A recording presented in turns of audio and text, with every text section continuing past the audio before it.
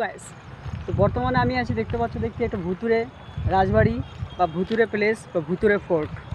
এই ফোর্টটি কর্ণাটকের দাদের জেলায় অবস্থিত। তো কর্ণাটক এবং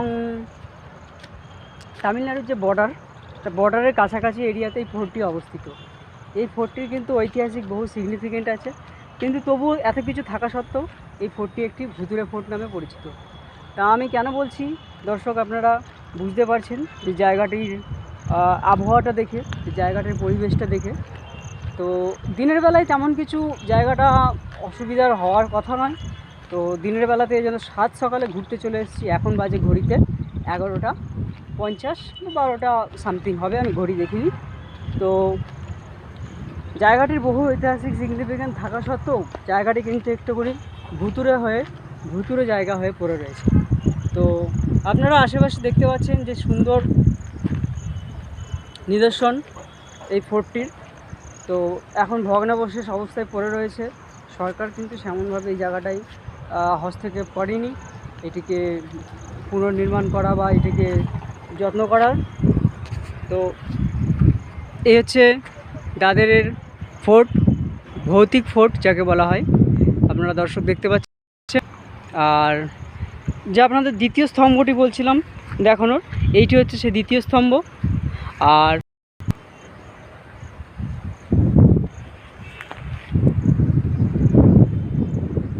এপাশে অবস্থিত এটা হচ্ছে প্রথম স্তম্ভ দর্শক, আর এদিকে রয়েছে তো এই দ্বিতীয় স্তম্ভ।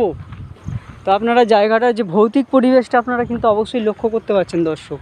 এই জায়গা কিন্তু একেবারে বৈকাল সূর্য ডোবার আগে থেকে কোনো রকম মানুষের এখানে সমাগম সম্পূর্ণরূপে বন্ধ করা আছে।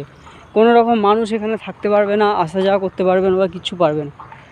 তো এই হচ্ছে ভৌতিক ফোর্টের হচ্ছে মেন নিদর্শন।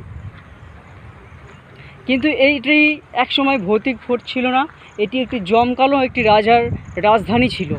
এই রাজধানীতে যে এই যে টম্বগুলো দেখতে পাচ্ছেন, এগুলো কিন্তু বহু ঐতিহাসিক সিগনিফিকেন্ট আছে। এবং যে জায়গাটি দেখতে পাচ্ছেন, এই জায়গাটি একসময় মানুষের ঢলে, সেনাদের ঢলে, রাজার আড়ম্বরে ভরপূর্ণ হয়ে থাকতো। তো এখন এই জায়গাটি কালের অন্ধকারে একটা বলতে পারেন অন্ধকার কূপ হয়েই পড়ে রয়েছে। জায়গাটি কিন্তু অনেকেই জানেন না, এলাকাবাসী যারা রয়েছেন তারাই কিন্তু জায়গাটা সম্বন্ধে জানে। যে দাদের ফোর্ট সম্বন্ধে অনেকেই অনেক কিছু কিন্তু জানে না দর্শক। কিন্তু এই দাদের ফোর্ট বহু ইতিহাস সাক্ষী আছে এই দাদের ফোর্টকে নিয়ে।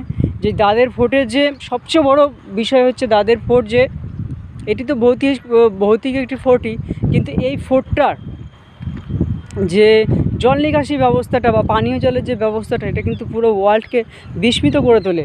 কারণ এই যে আমি যে মাটি দিয়ে পথ দিয়ে হেঁটে যাচ্ছি, এইগুলোর নিচেই রয়েছে টানেল, বড় বড় সুড়ঙ্গ রয়েছে। আপনি ইতিহাসে দাদের ফোর্ট সম্বন্ধে একটুখানি সার্চ করলেই জানতে পারবেন যে হ্যাঁ, আমি যেটা বলছি সেটা সত্যিই। কেননা মাটির নিচে এই যে বিস্তৃত এলাকাটি রয়েছে, এই এলাকার মাটির নিচেতেই কিন্তু বিভিন্ন টানেল মাটির নিচে করা রয়েছে, গর্ভ করা রয়েছে, গুহা। তা দিয়ে কিন্তু পানি, শহরের যে পানীয় জল, সেটা কিন্তু হস্তান্তর হতো এক এলাকা থেকে এক এলাকাতে। তো আপনারা দর্শক দেখতে পাচ্ছেন। কিন্তু দর্শক, আপনাদের যেটা মেন দেখানো ছিল এখানে রংমহলটা, তো রংমহলগুলো কিন্তু তালাবন্দি অবস্থাতে পড়ে রয়েছে এখানে।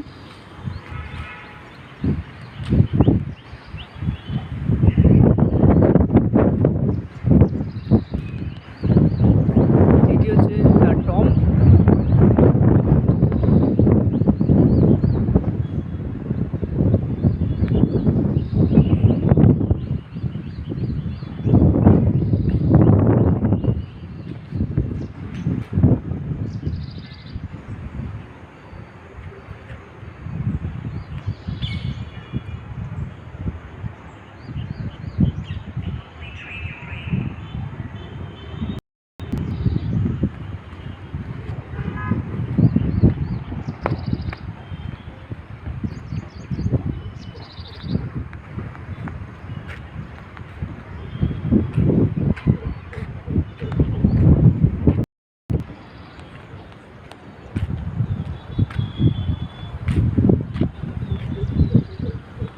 এই যে দ্বিতীয় টর্ম থেকে কিন্তু প্রথম টর্মটি ভালোভাবেই ডিস্টেন্স হচ্ছে 100 মিটারের একটা ডিস্টেন্স দুটো টম্বের মধ্যে। তো যাই হোক, আমারও এখানে গা ছমছম একটু করছে। আমি এখান থেকে একটু বেরিয়ে যাবো। ভালো লাগছে না, শরীরে যেন কেমন একটা ম্যাচ ম্যাচ করছে, গা ছমছমে একটা ব্যাপার লাগছে। তো আমি এখান থেকে এক্ষুনি 5 মিনিটের মধ্যে বেরিয়ে যাবো দর্শক।